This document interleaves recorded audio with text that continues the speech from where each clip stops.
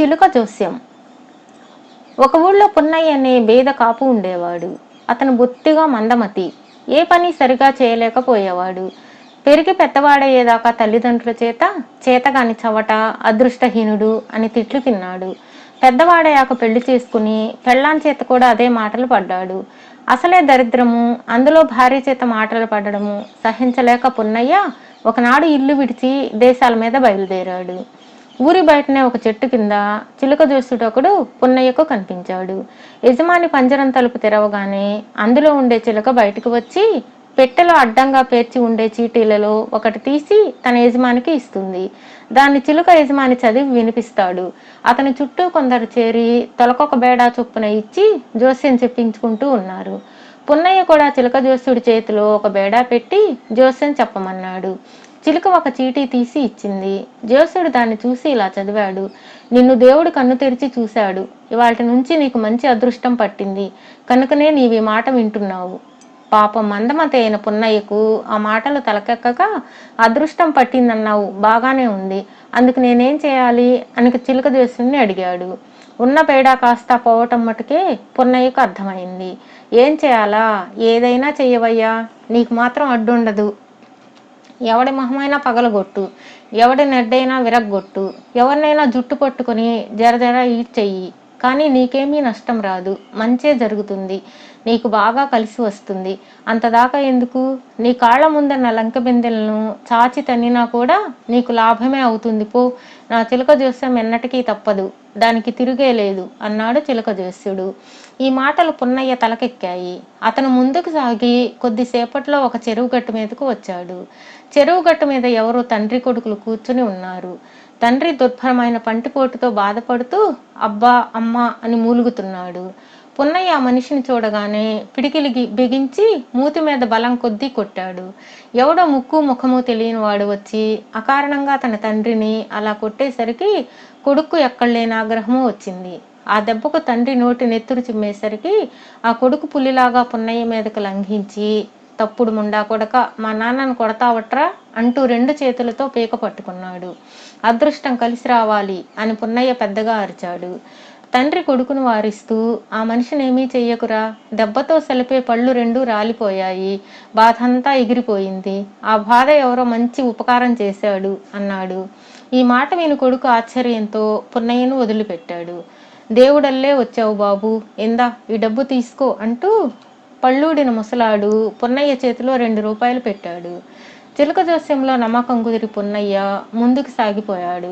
కొంత దూరం వెళ్లేసరికి అతనికి ఒక మనిషి విచిత్రమైన భంగిమలో కనిపించాడు. ఆ మనిషి నడ్డి నొప్పితో మెలితిరిగి చాలా బాధలో ఉన్నాడు. ఆ మనిషి ముఖం తల పక్కకి తిరిగి ఉన్నది. పున్నయ్య వెనక నుంచి ఆ మనిషిని సమీపించి చిలుక జోస్యుడు చెప్పిన ప్రకారం కాలు చాచి ఆ మనిషి నడ్డి మీద బలం కొద్దీ తన్నాడు. ఆ తాపుకు ఆ మనిషి అంతెత్తు ఎగిరిపడి ఎవడ్రా నువ్వు అంటూ భీకరంగా పున్నయ్య మీదకు వచ్చాడు. పున్నయ్య భయపడి అదృష్టం కలిసి రావాలి అని గావుకేక పెట్టాడు. అతన్ని చావుగొట్టడానికి చేయెత్తిన ఆ మనిషి ముఖాన కోపం పోయి ఆశ్చర్యం వచ్చింది. తన నడ్డి నొప్పి కాస్తా తీసేసినట్లు పోయిందని అతను తెలుసుకున్నాడు.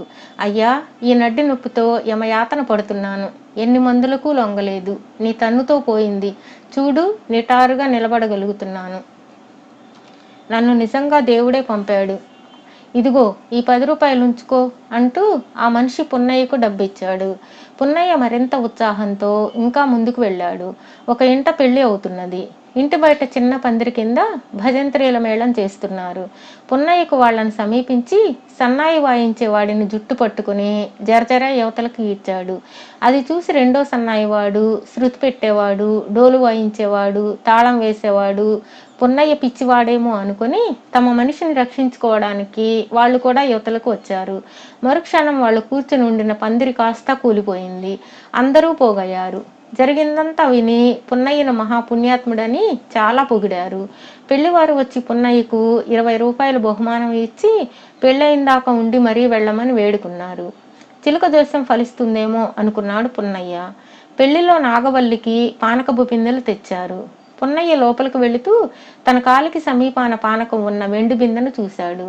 ఏదో బిందెను తన్నమని చిలకజోస్యుడు చెప్పిన మాట జ్ఞాపకం వచ్చి పున్నయ్య ఆ బిందెను కాలితో ఒక్క తన్ను తన్నాడు. బిందె దొర్లి బోర్లా పడి పానకమంతా నేలపాలైంది. అది చూసిన వాళ్ళందరికీ పున్నయ్య మీద పట్టరానాగ్రహం వచ్చింది. అందరూ అతన్ని నానా తిట్లు తిట్టసాగారు. చూస్తారే తన్ని అవతలకి గంటక అని కొందరు ఉడుకు రక్తం గల వాళ్ళు కేకలు పెట్టారు. అదృష్టం కలిసి రావాలి అని పున్నయ్య పెద్దగా అరిచాడు.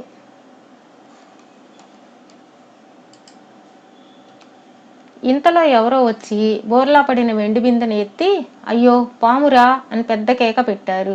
అది బతికున్న పాము కాదు, చచ్చిపోయింది. అది పానకంలో మునిగి చచ్చిపోయింది. ఇక పున్నయ్యను మెచ్చుకొని వారే లేరు. అతనికి బ్రహ్మరథం పట్టేసి పరమశివుడే ఆ రూపంలో వేంచేశాడన్నారు. చిన్న పెద్ద అతని కాళ్లకు మొక్కారు. రెండు పక్షాల వాళ్ళు అతనికి బట్టలు పెట్టి బంగారం చదివించి ఇంటి దగ్గర ఉన్న పార్వతీదేవికి అంటే పున్నయ్య భార్యకు పెద్ద సారె తయారు చేసి పున్నయ్య వద్దంటున్నా వినకుండా మేనా కట్టించి అందులో అతన్ని ఇంటికి పంపేశారు. తన భర్త మహారాజులాగా ఇంటికి తిరిగి రావడం చూసి అతని భార్య ఆశ్చర్యపోయింది. తన కోసం అతను తెచ్చిన జరీ చీరలు, పట్టు చీరలు, బంగారు కాసులు అవి చూసి ఆమె మహా మురిసిపోయి ఇవన్నీ ఎలా సంపాదించావు అని అడిగింది.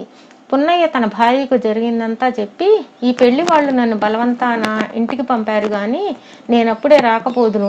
ఇంకా ఎంతమంది ముఖాలో పగలగొట్టి ఉందును, ఎంతమంది నడ్డో విరగ్గొట్టి ఉందును, ఎంతమందినో పిలక పట్టుకొని ఈడ్చి ఉందును, ఎన్ని బిందులో తన్నేసి ఉందును అన్నాడు ధీమాగా.